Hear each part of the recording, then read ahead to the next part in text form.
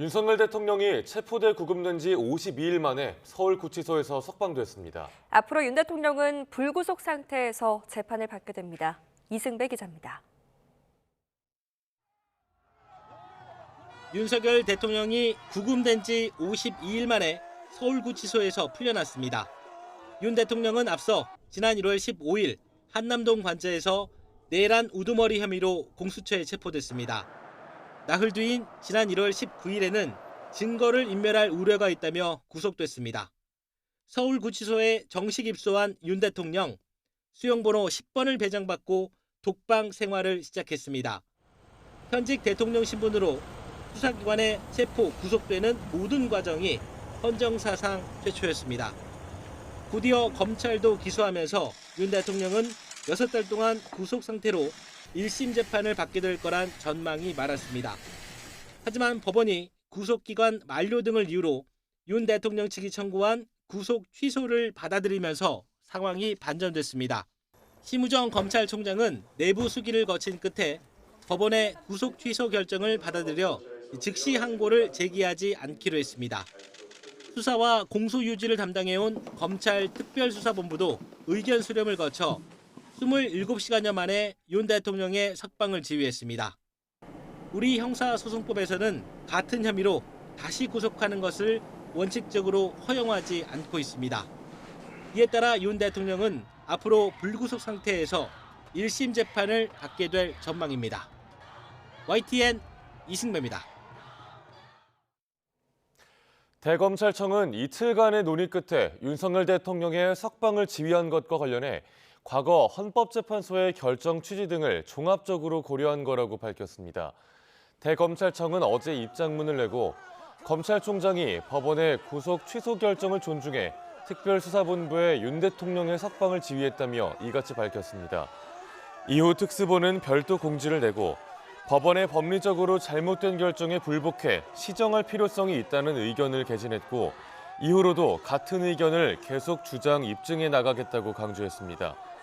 또 구속기간 불산입 기간을 날이 아닌 시간을 기준으로 본 법원 판단은 형사소송법 규정에 어긋나고 수십 년간 확고하게 운영된 법원 판결례와 실무례에도 반하는 독자적이고 이례적인 결정이라며 도저히 수긍할 수 없다고 비판했습니다.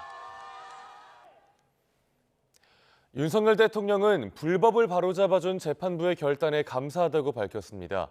응원해준 국민께도 감사를 표하며 비상계엄 사태로 어려움에 놓인 사람들을 하나씩 언급하며 선처와 안녕 등을 기원했습니다. 정인용 기자입니다.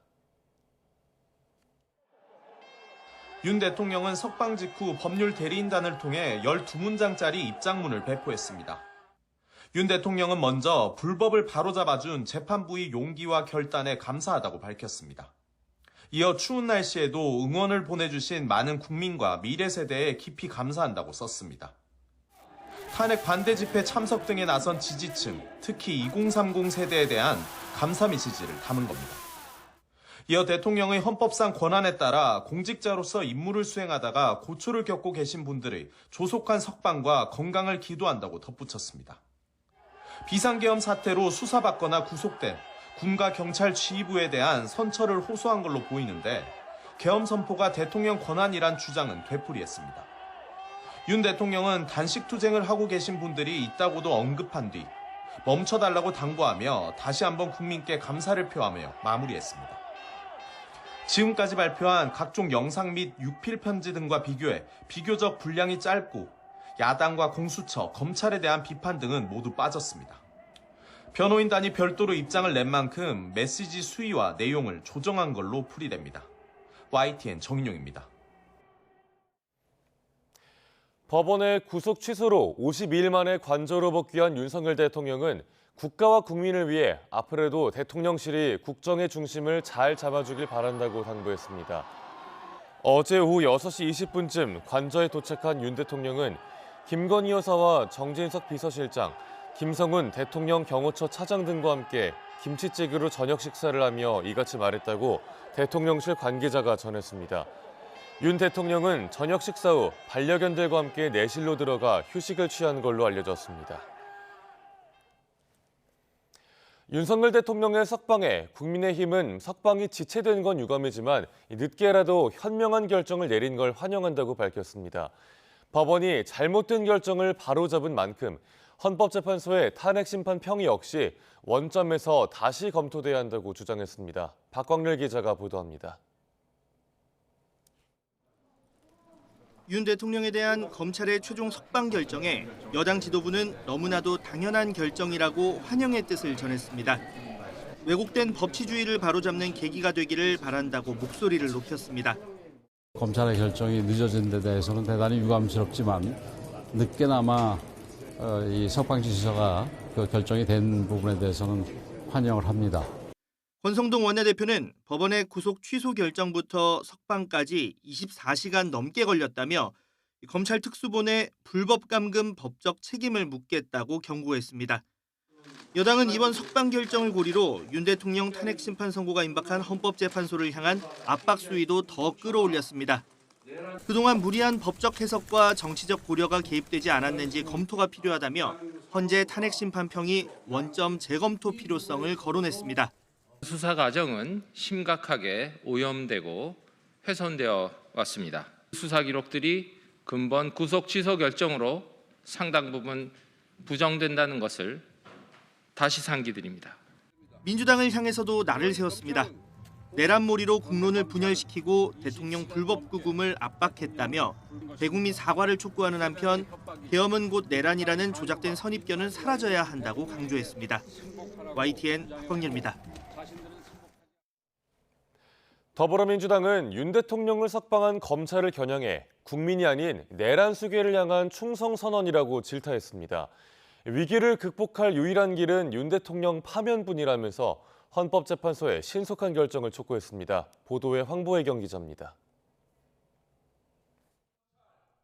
민주당은 검찰이 즉시 항고를 포기한 건 내란 수괴의 졸개의 길 자처한 거라고 강하게 반발했습니다. 앞서 구속기간 연장을 불허한 법원 결정에도 검찰이 즉시 기소하지 않았다며 애초부터 석방하려던 의도 아니냐고 의구심을 드러냈습니다. 검찰이 애초부터 내란 수괴 윤석열을 풀어주기 위해 교묘하게 기술을 사용한 것이 아니고서는 좀처럼 일어나지 않을 일이 벌어졌습니다. 모든 책임의 중심에는 심우정 검찰총장이 있다며 그 대가를 반드시 치러야 한다고 압박했습니다. 늦지막히 기소를 마지못해 했던 심우정 검찰총장은 적어도 이러한 구속 취소 결정을 야기시킨 데 책임이 있고 석방 이후 지지자들 앞에 모습을 드러낸 윤 대통령을 향해선 계엄에 대한 미련을 못 버린 것 같다고 맹비난했습니다.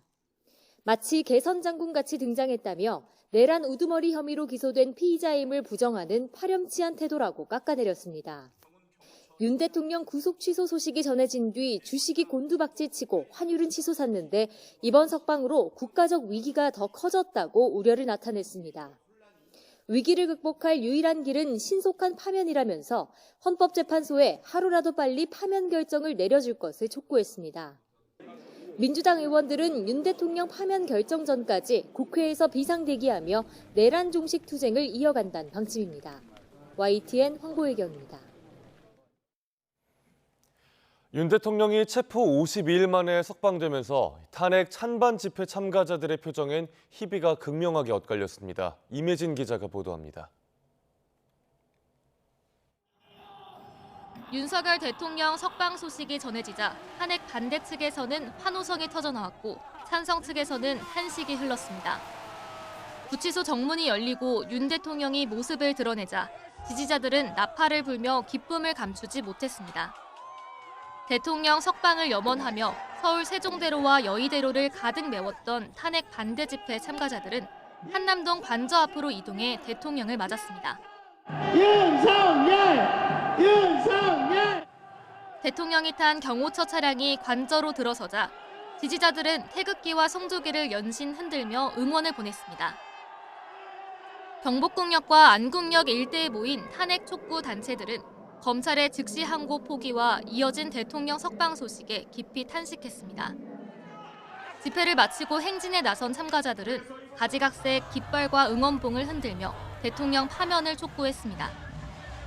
풀려난 윤 대통령을 다시 구속해야 한다고 목소리를 높이기도 했습니다. 윤석열 즉각퇴진 사회대개혁 비상행동은 대통령 구속을 취소한 법원 결정에 반발하며 경복궁역 앞에서 단식 농성에 돌입했습니다. YTN 임혜진입니다.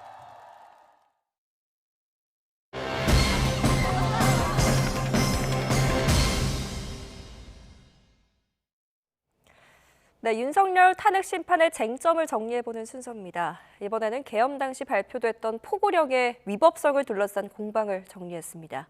김영수 기자입니다. 계엄 선포 이후 모든 정치 활동이 금지됐습니다. 포고령 이로 가장 윗줄에는 국회와 정당 활동을 제한하는 내용이 담겼고 체포 경고도 포함됐습니다.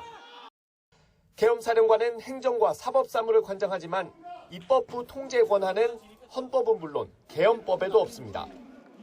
위헌적 포고령이라는 지적의 법적 근거입니다. 계엄하더라도 국회의 권한은 제한할 수 없는 것으로 규정하고 알고 있었어요. 그런데 이런 일항을 넣으셨다는 거죠. 윤석열 대통령 측과 김용현 전 장관은 불법적인 정치 활동에 한정한 거라고 반박합니다. 탈법적인 활동을 금지한다는 의미로 넣었다는 말씀이죠? 네. 예. 윤 대통령 측은 김 전 장관이 예전 포고령을 잘못 베꼈다거나 형식적이었다고 주장하기도 했습니다. 상위법규에도 위배되고 내용이 구체적이질 않아서 집행 가능성도 없는 거지만 뭐 그냥 놔둡시다라고 말씀을 드리고 그냥 놔뒀는데 다만 윤 대통령이 포고령을 직접 보고받고 사실상 승인하는 과정이 있었던 데다 일부 수정까지 지시했다는 증언이 있었던 만큼 그저 상징적인 것에 불과했다는 주장이 설득력을 잃을 수도 있습니다. 포고령이 집행 가능성도 없고 실효성도 없다. 아까 피청구인이 그렇게 말씀하셨어요. 대통령께서 그렇게 말씀하셨지만 주무장관은 그렇게 생각지 않습니다. 아, 그래요? 또 비상입법기구 구상과 맞물려 국회 무력화 의도가 있었던 것 아니냐는 의혹을 키웠습니다. 결국은 가장 주된 목표가 그 입법기구인 국회의 기능을 정지시키겠다 하는 그런 의도가 있는 것으로 보이거든요. 포고령을 둘러싼 진실은 비상계엄 선포 목적과 맞닿아 있고 윤 대통령의 내란죄 형사재판의 핵심 쟁점 가운데 하나이기도 합니다. YTN 김영수입니다. 네, 이제부터는 윤 대통령 탄핵 심판 선고가 언제 이루어질지가 관심인데요. 전직 대통령들의 사례를 따른다면 이번 달 중순, 특히 금요일 선고 가능성이 제기됩니다. 김다현 기자입니다.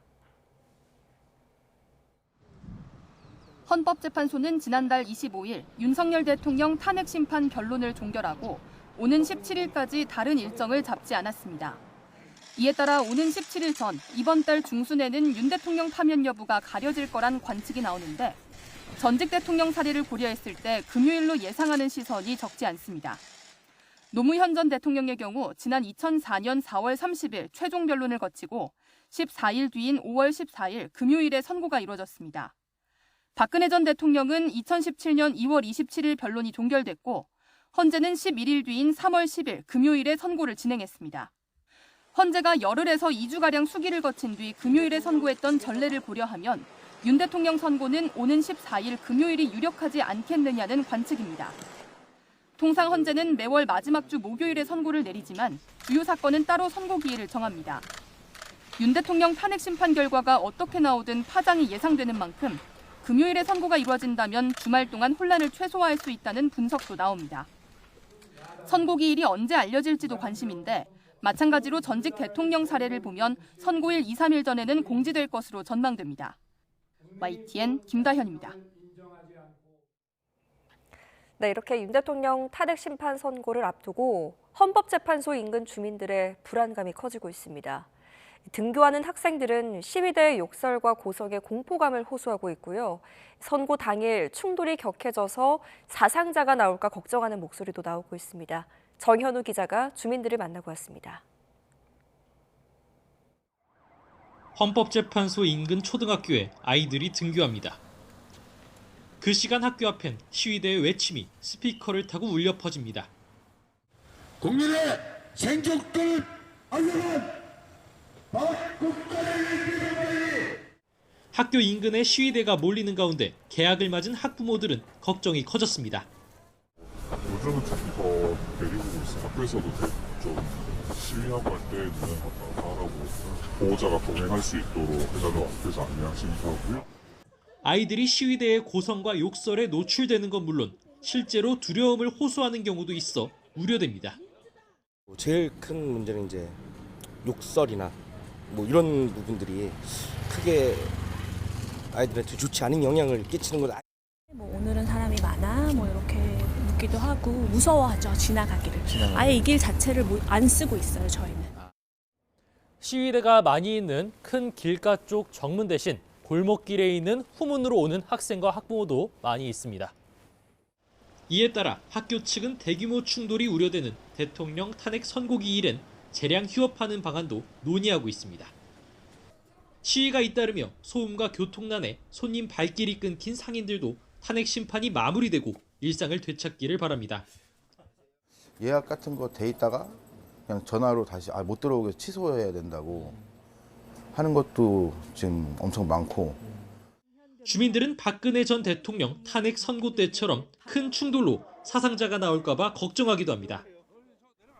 그때는 헌법재판소 앞에까지 그냥 꽉 찼었죠. 지지자들이 또 가만히 안 있을 거고요. 얼마나 시끄럽겠어요. 탄핵 선고기일을 앞두고 헌재 주변 긴장감이 높아지는 가운데 경찰과 지자체, 교육청 등의 철저한 대비를 요구하는 목소리가 커지고 있습니다. YTN 정윤입니다. 네, 윤석열 대통령의 탄핵 선고를 앞두고 새학기를 맞은 대학가에서는 찬반 집회가 계속되고 있습니다. 대학 측은 학내 안전을 위해 교내 집회를 금지하거나 외부인의 출입을 전면 통제하는 등 대응책 마련에 나섰습니다. 표정우 기자가 현장 다녀왔습니다. 오랜만에 붐비는 대학 캠퍼스. 학생들이 수업을 듣기 위해 분주하게 움직이는 가운데 한쪽에선 윤석열 대통령 탄핵을 촉구하는 집회가 한창입니다. 윤석열을 파면하라! 파면하라! 파면하라! 파면하라! 또 다른 대학 캠퍼스에서는 태극기와 성조기를 든 참가자들이 윤 대통령 탄핵 반대 구호를 외칩니다. 대통령을 석방하라! 석방하라! 개강 이후에도 교내에서 탄핵 찬반 집회가 이어지는 가운데 학생들은 혹시라도 방학 때처럼 충돌 사태가 반복될까 우려를 나타냅니다. 특히 학생보다 더 많은 외부인이 가세하며 폭력 사태가 벌어지는 건 아닌지 걱정합니다. 대학교라는 곳이 성역은 아니지만 그래도 이제 학생들의 공간으로서 기능하는 곳인데 외부인들이 지나치게 많이 와서 충돌까지 이제 안 좋은 일까지 있었던 것을 봤을 땐 좀 안타까운 외부인들의 목소리가 마치 학생 전체의 의견처럼 비칠까 봐 염려하기도 합니다. 그러니까 이제 학교라는 곳은 어쨌든 학생들의 목소리가 좀 개진대하고 의견이 많이 좀 와전되고 왜곡되고 이런 가능성이 좀 높다고 생각하기 때문에 대학들도 외부인 난입과 충돌로 수업을 듣는 학생들이 피해를 보지 않도록 대책 마련에 고심하고 있습니다. 일부 대학은 외부인의 교내 출입을 전면 금지하는 방안을 고려하고 있고 미리 사고를 방지하고자 교내에서 정치적 집회를 못하도록 결정한 곳도 있습니다. 학교에서 정치적인 집회 일단 불가고요. 찬성이든 반대든. 서울대는 집회 인원과 장소, 음향기기 사용 여부 등을 사전에 의무적으로 신고하게 할지 검토하고 있습니다. 윤 대통령 탄핵 심판 선고를 앞두고 개강을 맞은 대학가에도 긴장감이 돌고 있습니다. YTN 표정우입니다.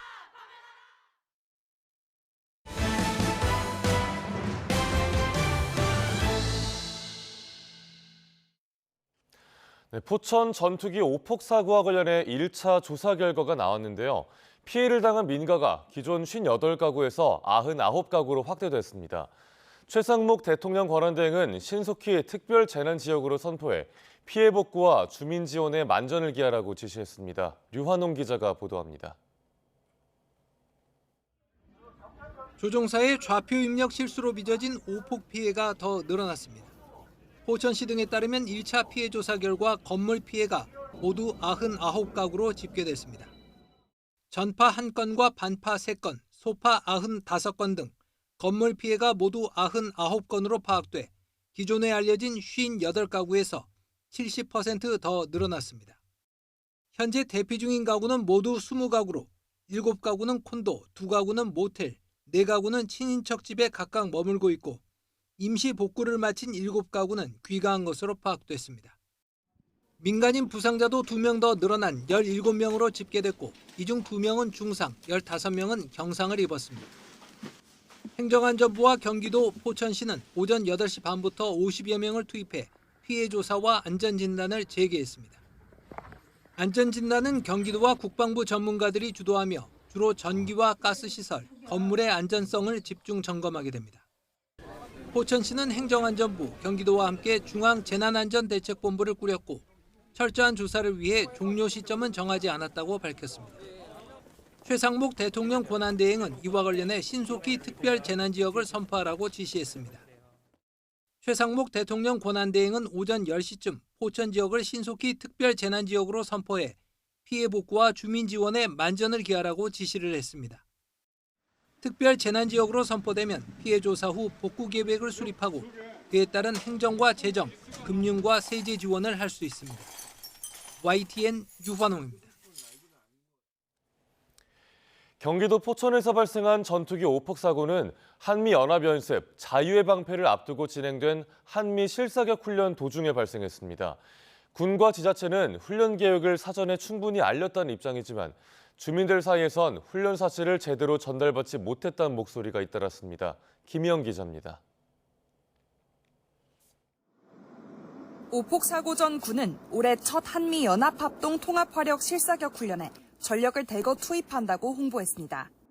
사고가 난 뒤에는 이미 지난달 26일 승진과학화 훈련장이 위치한 포천시청에 훈련 사실을 통지했다고 밝혔습니다.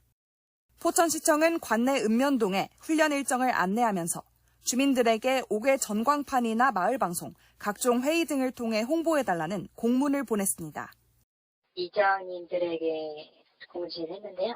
5분 전 과학화 훈련장 일정을 이장님 카톡에서 주민들에게 홍보해달라고 했는데 보통 마을에서는 확성기 방송으로 훈련을 안내하는데 제대로 전달되지 않는 경우도 있고 이마저도 이루어지지 않을 때도 있는 것으로 파악됐습니다. 마을 주민 사이에서는 이번뿐 아니라 평소에도 훈련 계획을 제대로 전달받지 못했다는 목소리가 잇따라 나왔습니다. 따로 받은 거 없습니다. 평소에 따로 훈련 공지를 따로 하지는 않고요. 그냥 포소리가 들리면 훈련하나 보다 이러고 있어요. 그 민간인한테까지 뭐 이렇게 막 통보해주거나 그런 건 없었어요. 거의 여기서 한 20년 가까이 살았죠. 그 통지 같은 건 못 봐봤어요. 이번 같은 경우는 그렇게 전투기가 많이 다니는데도 문자 한 번 안 오더라고요. 게다가 오폭 사고 이후에 포천시가 재난 문자를 발송하지 않은 것도 논란입니다. 포천시는 당시 상황 파악이 제대로 되지 않았다는 등의 입장을 밝혔는데 불발탄 가능성 등 추가 폭발 우려가 있던 상황에서 조치가 미흡했다는 지적이 나오는 상황. 주민 불안을 덜기 위한 대책 마련이 시급해 보입니다. YTN 김희영입니다. 북한군이 남한의 주요 도시를 재현해놓고 훈련을 하고 있다는 사실이 북한군 포로의 입을 통해 사실로 확인됐습니다. 이 포로는 전장에서 드론의 위력을 깨달았다는 사실도 털어놨는데요. 북한군은 이미 러시아로부터 드론 전술을 넘겨받고 있다는 첩보가 있어서 현대전의 실전 경험을 쌓는 데 대한 우려가 커지고 있습니다. 홍선기 기자입니다. 우크라이나의 포로로 잡힌 북한군은 남한 도심을 배경으로 훈련했던 사실을 털어놨습니다. 남한의 주요 도심을 재현해놓고 훈련하는데 생각보다 많은 도시의 주요 건물이 재현된 것으로 확인됐습니다. 거기에는 서울, 장로구나, 부산, 대구, 전주, 제주도 그런 지형을 통한 시야 건물들과 그런 게 가득해요. 남한 침투 작전이나 시가전을 위한 훈련으로 보이는데 훈련장이 있는 곳은 황해도 곡산이라는 사실도 확인됐습니다. 북한에는 이처럼 남한 지형을 재현해 놓은 훈련장이 여러 곳 있을 것이라는 분석도 있습니다. 황해도 곡산에도 그런 게 있다. 이제 그 부분은 지금까지 거의 안 알려졌던 것 같고요. 그리고 곡산 외에도 여러 곳이 이제 이런 게 있다고 그럽니다. 그래서 북한군 포로는 직접 전쟁을 치르면서 겪은 드론전의 위력에 대해서도 털어놨습니다. 북한군 희생의 상당수가 드론 때문이라며 이에 대한 연구가 필요하다는 겁니다. 전투를 진행하면서 우리가 느껴본 건데 드론에 대해서 연구를 많이 해봐야 될 것 같아요. 이와 관련해 북한은 이미 러시아로부터 드론 조종법 등 실전에 필요한 전수를 넘겨받고 있는 정황이 포착되기도 했습니다. 국정원은 북러 간 무인기 분야 협력을 주시하고 있다고 밝혔는데 파병 대가로 다양한 군사기술 이전이 이뤄질 가능성이 높아 보입니다. 한미 군 당국은 다음 주부터 진행하는 연합연습에서 북러 군사협력과 드론 등 북한의 다양한 복합 도발에 대응하는 능력을 높일 계획이라고 밝혔습니다. YTN 홍성기입니다. 북한이 김정은 국무위원장의 핵 잠수함 건조 현장 시찰 소식을 전하면서 원자력 추진 잠수함을 처음으로 공개했습니다. 이렇게 핵기술 발전을 과시하면서 내일부터 시작되는 한미연합연습 자유의 방패 연습에 대한 반발의 성격도 있는 것으로 보입니다. 이종구 기자입니다. 북한 매체는 김정은 위원장이 핵 추진 잠수함 건조 시설을 시찰했다고 보도했습니다. 김 위원장은 이 자리에서 적대 세력을 제압하는 핵 강국의 강력한 억제력이라는 사명을 수행해야 한다고 주문했습니다. 국가 안전의 선결적 요구와 세계적인 해군 무력 발전 추세에 맞게 우리 해군의 현대성을 최단 기간 내에 획기적으로 구체적인 방문 장소와 시점은 설명하지 않았지만 김 위원장이 핵동력 전략 유도탄 잠수함 건조 실태를 살펴봤다며 관련 사진을 처음 공개했습니다. 이는 핵탄두 미사일을 탑재한 원자력 추진 잠수함을 의미하는 것으로 보입니다. 앞서 북한은 지난 2023년 9월 잠수함 김군옥 영웅함을 공개하며 핵공격 잠수함이라고 했지만 원자력 추진이 아닌데다 실전 투입도 불가능한 수준으로 분석됐습니다. 하지만 북한이 최근 밀착 관계를 유지하는 러시아의 도움을 받는다면 몇 년 안에 핵 추진 잠수함의 실제 운용이 가능할 것으로 전문가들은 예상했습니다. 러시아 설계도를 받았거나 아니면 러시아 기술을 반영한 설계도와 장비가 준비가 되어 있을 때 비로소 건조가 가능하거든요. 결국 그 최소한 그 정도의 준비는 북한에 되어 있다라는 것을 추정할 수 있습니다. 보도 사진엔 또 전투함 건조 현장도 나왔는데 지난해 말 처음 공개했던 북한판 이지스 구축함으로 추정됩니다. 앞서 북한은 지난 2021년 1월 8차 당대회에서 국방력 발전 5개년 계획과 5대 과업을 발표하며 함선 관련 주요 과제로 핵 잠수함과 수중발사 핵 전략무기 보유를 선정했습니다. 이번 건조 현장 공개는 미국이 항공모함 등 전략 자산을 한반도에 전개하고 한미연합으로 자유의 방패 연습을 진행하는 데 대한 대응 성격도 있는 것으로 분석됩니다. YTN 이종구입니다. 네, 북한이 영변 핵시설을 지속적으로 가동하고 있는 것으로 보인다고 미국의 북한 전문 매체 38노스가 최근 촬영된 위성사진들을 분석해서 보도했습니다. 38노스는 올해 1월과 2월 촬영된 상업용 위성사진들을 분석한 결과 영변 핵시설의 방사화학실험실에서 간헐적으로 연기가 뿜어져 나오는 모습과 우라늄 농축시설 위에 쌓인 눈이 녹은 것 등이 확인됐다고 전했습니다.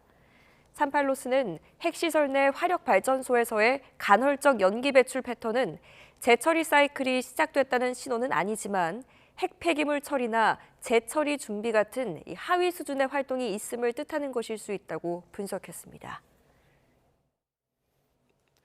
고 김하늘 양을 초등학교에서 흉기로 살해한 혐의를 받는 40대 교사가 구속됐습니다.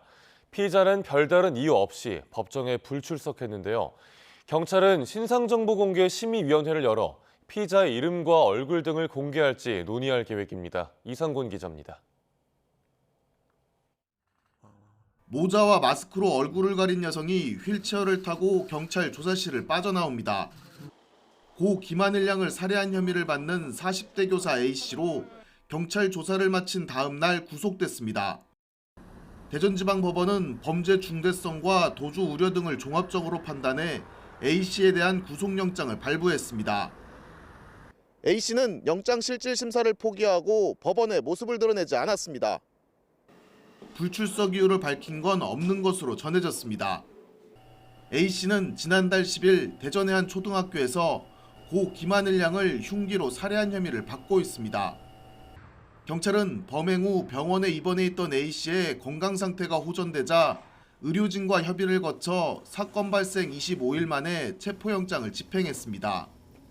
대면 조사는 범죄심리 분석가가 투입돼 진행됐고 피의자의 구체적인 범죄 사실을 확인하는 데 집중됐습니다.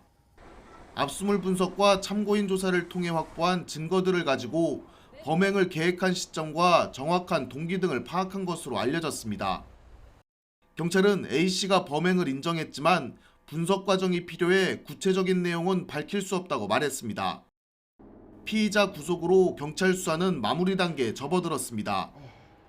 경찰은 신상정보공개위원회를 열어 피의자의 얼굴과 이름을 공개할지 논의하고 사건을 곧 검찰에 넘길 계획입니다. YTN 이상곤입니다. 춘천지방법원 원주지원은 해군함정에서 후임병들을 수십 차례 강제추행한 혐의로 기소된 22살 A씨에게 징역 1년에 집행유예 2년을 선고했습니다. 재판부는 A씨가 성적 자기결정권을 침해하고 건전한 병영 문화를 훼손했다면서 다만 범행을 반성하고 일부 피해자와 합의한 점을 고려했다고 양형 이유를 밝혔습니다. A씨는 2023년 7월 해군함정 승조원 침실에서 후임병 B씨가 장기 자랑할 게 없다고 하자 바지와 속옷을 내리게 하는 등 같은 해 10월 중순까지 20차례에 걸쳐 강제추행하거나 준강제추행한 혐의를 받고 있습니다.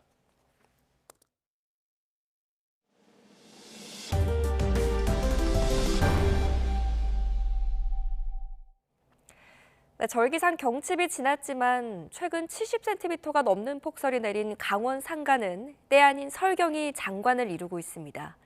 주말을 맞아서 설악산과 선자령에는 등산객들의 발길이 이어졌고 또 폐장을 앞두고 있는 스키장에도 막바지 인파로 북적였습니다. 송세혁 기자가 다녀왔습니다. 순백의 능선을 넘어서자 국내 최장 길이 320m, 설악산 토항성 폭포가 웅장한 자태를 드러냅니다.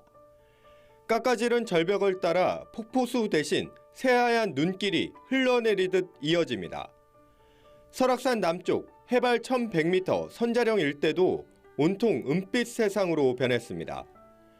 끝없이 이어진 산줄기는 새하얀 눈으로 뒤덮였고 숲 사이로 우뚝 선 풍력 발전기가 묵묵히 돌아갑니다. 겨울과 봄의 길목에서 피어난 눈꽃, 한 폭의 거대한 수묵화를 연상케 합니다. 경칩이 지난 3월 초순이지만 폭설이 내린 이곳 선자령은 마치 시간을 거스른 듯 한겨울 풍경을 연출하고 있습니다. 눈 덮인 산길에는 등산객의 발길이 끊이지 않습니다. 정상을 향해 한 걸음씩 옮기며 폭설이 선사한 절경을 눈에 담습니다.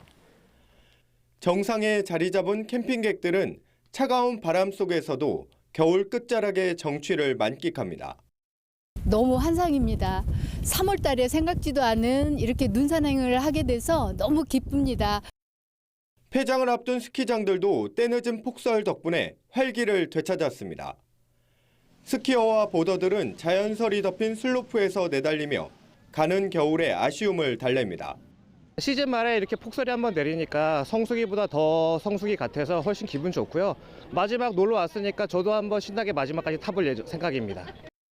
뜻밖의 3월 폭설로 강원 지역 일부 스키장은 이달 말까지 연장 운영을 검토하고 있습니다. YTN 송세혁입니다. 나비는 식물의 꽃가루를 매개 해서 수분을 돕는 매우 중요한 곤충인데요. 그 개체 수가 급격하게 줄어들고 있다고 합니다. 미국에서는 나비의 수가 20년 만에 5분의 1이 사라졌습니다. 황보선 기자입니다. 미국 전역에서 지난 2020년부터 2022년까지 나비 554종의 개체 수를 집계해보니 놀라운 결과가 나왔습니다. 무려 22%가 사라진 겁니다. 일부 종은 99%가 증발했으니 멸종이나 마찬가지입니다. So if you imagine you went out to go watch butterflies in 2000 and you saw 100, and you went back to the same site in 2020, you'd probably only see 80 individuals. 지역별로 원인을 추적해보니 나비 씨를 말린 주범은 살충제인 것으로 나타났습니다. 기후온난화도 나비 목숨을 앗아간 요인입니다. 특히 가뭄이 악화한 지역에서 상황이 더 심각했습니다. 이처럼 꽃가루를 옮겨 수분을 돕는 나비 수가 줄어들면 주요 농작물 수확량도 떨어집니다. 목화도 그중 하나입니다. Some butterflies can be really important for pollination. We often think about bees, but for example, butterflies contribute about $100 million a year to pollination of cotton just in Texas. 나비 감소는 벌 같은 다른 유익한 생물도 같은 운명에 처한 현실을 일깨워줍니다. 살충제 남용과 기후변화가 생물 다양성을 크게 해치고 있습니다. YTN 황보선입니다. 건강한 정자를 많이 가진 남성이 더 오래 산다는 연구 결과가 나왔습니다. 전문가들은 활성산소가 정자 건강에 영향을 줄 수 있다며 과일과 채소, 견과류 같은 이른바 항산화 식품을 먹으라고 조언합니다. 김선중 기자가 보도합니다. 이른바 운동성이 좋은 정자의 모습입니다. 다른 정자들에 비해 활발하게 꼬리를 흔들며 헤엄치는데 이렇게 건강해야 여성의 생식기관을 거쳐 난자까지 도달할 수 있습니다. 이처럼 건강한 정자는 남성의 수명에도 직접 관련이 있는 것으로 나타났습니다. 덴마크 코펜하겐 대학병원 연구진이 지난 50년 동안 7만 8천 명에 달하는 남성을 추적 조사했더니 운동성이 강하고 활발한 정자를 많이 가진 남성이 그렇지 않은 남성보다 평균 3년 정도 더 사는 것으로 나타났습니다. 연구진은 절대적인 수치로 보면 운동성이 좋은 정자가 1억 2천만 마리 이상인 남성은 500만 마리 미만인 남성보다 평균 2.7년 더 오래 살았다고 소개했습니다. CNN은 연구진의 말을 인용해 정액의 질이 낮을수록 기대 수명도 낮아지는 것으로 나타났다며 활성산소 농도가 증가해 정상 세포를 해치는 산화 스트레스가 정액 질에 영향을 줄 수 있다고 지적했습니다. 그러면서 활성산소로 인한 손상을 막기 위해서는 항산화 식품을 먹으라고 조언했습니다. 전문가들은 일부 시판되는 항산화 보충제의 경우 활성산소에 대한 효과를 입증하지 못했다며 대신 주요 비타민과 미네랄이 함유된 과일과 채소, 견과류가 항산화제의 훌륭한 공급원이라고 소개했습니다. YTN 김선중입니다. 정부는 전 세계 최하위 수준인 합계 출산율을 높이기 위해 다양한 방안을 고민하고 있습니다. 결혼하지 않은 상황에서 아이를 낳는 비혼 출산을 적극적으로 지원하는 것 역시 방안 중 하나로 검토되고 있습니다. 김주영 기자가 보도합니다. 30대 이샘나 씨는 결혼하지 않고 아이를 낳아 기르고 있는 비혼 출산 여성입니다. 사랑스러운 아이가 커가는 모습을 보면서 행복하지만 비혼 출산에 대한 부정적인 시선이 부담스러울 때도 있습니다. 단순하게 그냥 아이를 낳고 싶고 가족을 갖고 싶어서 한 것인데 이걸 되게 확대 해석해서 성별 간의 혐오라든지 이런 것으로 이렇게 댓글이 많이 달리는 것들을 봤었어요. 지난 2023년 기준 혼인하지 않은 부모 사이에 태어난 아이들은 만여 명, 전체의 4.7% 수준입니다. 40%대 수준인 경제협력개발기구 회원국 평균과는 차이가 크지만 1981년 통계 작성 이래 처음으로 1만 명을 넘길 정도로 비혼 출산은 증가하고 있습니다. 여기에 심각한 저출산 위기까지 겹치다 보니 비혼 출산에 대한 인식 변화와 지원이 필요하다는 지적이 늘고 있습니다. 출산율 상위권에 속하는 프랑스의 경우 시민연대 계약을 맺은 커플을 결혼 부부와 유사하게 간주해 부부에 준하는 사회적 보장을 제공합니다. 비혼 커플은 크게 늘었고 이와 함께 혼인외 출산 비중 역시 증가해 지난 2022년 전체 프랑스 아동 가운데 60%를 넘을 정도입니다. 우리 정부도 비혼 출산율을 끌어올리기 위한 방안 마련에 나섰습니다. 비혼 가정에 대한 사회적 인식 개선은 물론 상대적으로 차별받고 있는 부분은 없는지 살펴보겠다는 겁니다. 청년들이 결혼과 시댁이라는 부담감을 느끼지 않고 자연스러운 만남을 통해서 아이를 갖고 또 아이를 낳을 수 있는 그런 사회적 분위기를 만들어 나가야 됩니다. 전문가들은 형태를 따지지 말고 누구나 아이를 마음 놓고 키울 수 있는 환경을 만드는 데 집중해야 한다고 강조합니다. YTN 김주영입니다. 지난해 저출생과 전쟁을 선포하며 출생과 혼인율 반등을 일궈낸 경상북도가 2년차 계획을 내놨습니다. 올해는 일자리와 주택 등 경제적인 지원을 늘려간다는 방침입니다. 이윤재 기자입니다. 지난해 1월 끝장 토론과 함께 저출생과의 전쟁을 선포한 경상북도. 과거 마을에서 온 동네 아이를 함께 키우던 개념을 도입해 마을 돌봄터를 조성하고 아파트에도 같은 방식으로 공동 돌봄 시설을 만들었습니다. 또 소아청소년 의료 기반을 확충하고 아이 동반 사무실을 만들어 부모가 아이를 곁에 두고 일하는 체계까지 갖췄습니다.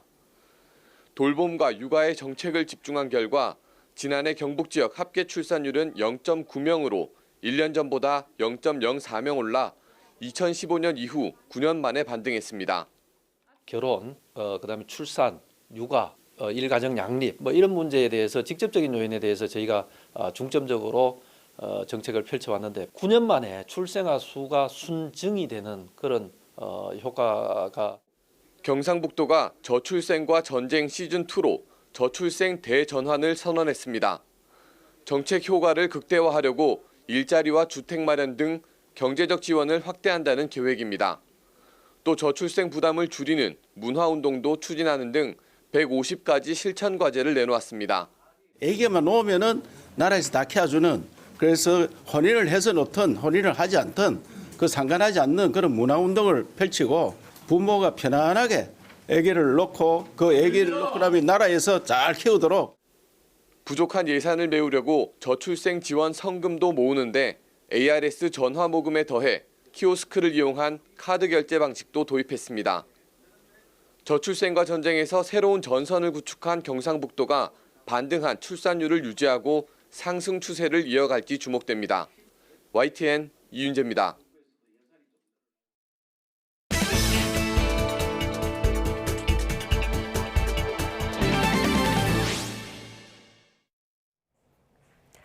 네, 국내 난임 환자가 14만 명을 넘어서면서 흔히 시험관하기로 불리는 체외 수정 시술에 대한 관심이 커지고 있는데요. 인공지능으로 건강한 배아를 선별하는 솔루션이 개발돼 체외 수정 시술의 성공 확률이 높아질 것으로 기대됩니다. 박나연 기자가 취재했습니다.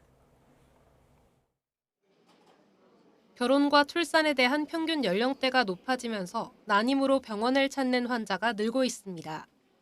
건강보험 심사평가원에 따르면 국내 난임 시술 환자 수는 2018년부터 5년 동안 연평균 3.8% 증가한 것으로 나타났습니다. 난자와 정자를 몸 밖에서 수정시켜 배아를 자궁에 이식하는 체외 수정은 수차례 반복되는 시술 과정에서 환자의 경제적, 신체적 부담이 컸습니다. 그런데 국내 연구진이 인공지능으로 임신 가능성이 큰 배아를 선별하는 솔루션을 개발했습니다. 10여 군데의 의료기관에서 난임 시술 과정 중 모이는 배아 데이터를 확보하고 임신 가능성 수치별 배아의 모습을 인공지능에 학습시킨 겁니다. 지금까지는 사람이 직접 현미경으로 건강한 배아를 골라냈는데 개발된 인공지능을 활용했더니 임신 예측률이 37%에서 65%까지 높아졌습니다. 그래서 사람이 봤을 때에는 사실은 이제 오늘 내가 봤을 때와 내일 내가 봤을 때에도 차이가 있을 수 있어요. 이제 인공지능으로 했을 때에는 객관적이고 항상 일정한 정확도를 가지고 이제 이런 것들을 판별할 수 있다는 장점이 있습니다. 작동 방식은 간단한데 먼저 시스템에 환자의 이름과 나이 등 기본 정보를 입력합니다. 그런 다음 배아의 사진을 올리자 단 0.1초 만에 배아 발달 상황과 임신 가능성이 숫자로 나옵니다. 연구진은 개발한 솔루션이 30%대 수준의 낮은 체외 수정 시술 성공률을 높일 수 있는 만큼 난임 문제를 극복하는 마중물 역할을 할 것으로 내다봤습니다. 인공지능이 배아의 질을 좋게 해줄 수는 없습니다. 하지만 좋은 배아가 나왔을 때 그것을 놓치지 않고 골라낼 수 있는, 그런 데 도움을 줄 수 있는 기술이거든요. 임신에 이르는 시간을 조금 더 단축할 수 있는데 큰 도움이 될 것으로 기대됩니다. 개발한 솔루션은 작동 시 추가 하드웨어가 필요하지 않아 범용성이 크며 현재 식약처 의료기기 인증까지 획득한 상태입니다. 연구진은 유럽과 싱가포르 등 해외 인증을 통해 글로벌 시장 진출을 추진하고 하반기에는 기술 상용화에도 나선다는 계획입니다. YTN 사이언스 박나연입니다. 한미 공동연구진이 개발한 차세대 우주망원경 스피어X가 오늘 우주로 출발합니다. 우주망원경 스피어X는 우리 시각으로 오늘 낮 12시 9분 미국 캘리포니아주 벤덴버그 우주군 기지에서 스페이스X 발사체 팰컨9에 실려서 우주로 발사됩니다. 스피어X는 한국천문연구원과 나사 등 12개 기관이 공동 개발한 우주망원경인데요. 지상에서 관측이 어려운 적외선으로 우주를 관측합니다. 특히 전체 하늘을 102가지의 색으로 관측해 약 10억 개의 천체들에 대한 물리적인 정보를 얻어 세계 최초 적외선 3차원 우주 지도를 제작합니다.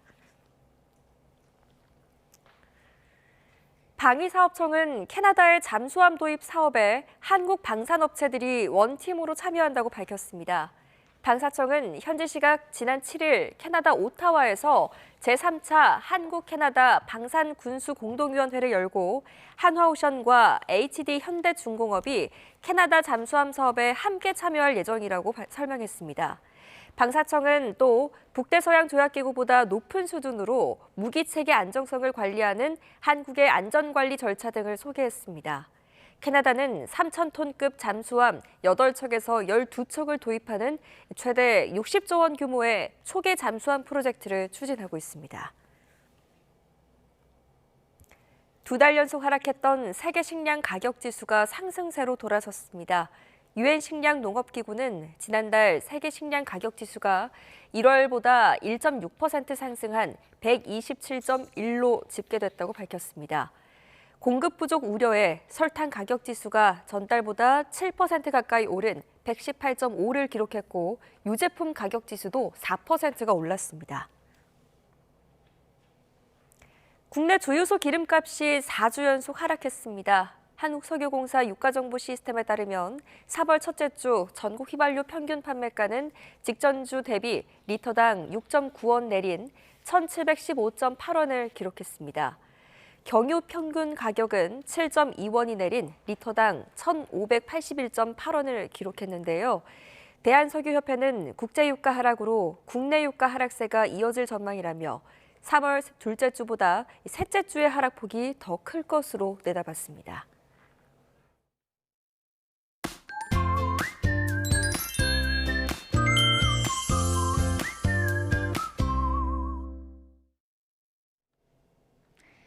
휴일인 오늘은 어제보다 포근해지겠습니다. 현재 서울 기온은 2.1도로 어제보다 조금 낮지만 한낮에는 13도까지 올라서 3월 하순에 봄 날씨를 보이겠고요. 당분간 일교차가 10도 이상으로 크게 벌어지겠습니다. 추위가 물러나자 미세먼지도 말썽입니다. 대기 정체와 중국발 스모그의 영향으로 중서부와 호남을 중심으로는 대기질이 점차 탁해지겠는데요. 수도권과 충남, 세종에는 고농도 미세먼지 예비 저감 조치가 발령됐다는 점도 참고하셔야겠습니다. 이렇게 먼지만 아니라면 하늘 자체는 맑겠지만 오전까지 곳곳에 안개가 짙게 끼겠고요. 낮에도 먼지와 안개가 뒤엉켜서 남아있는 곳이 있겠습니다. 현재 기온 살펴보도록 하겠습니다. 현재 서울 기온은 2.1도, 대구도 2.1도를 나타내고 있습니다. 오늘 낮 기온은 어제보다 올라서 포근하겠는데요. 서울이 13도, 대전이 14도, 광주는 15도 선까지 크게 오르겠습니다. 수요일에는 수도권과 영서에 봄비가 내릴 전망입니다. 지금까지 날씨 정보였습니다. 뉴스타트 1부 마칩니다. 잠시 후 2부가 계속됩니다. 시청해주셔서 고맙습니다.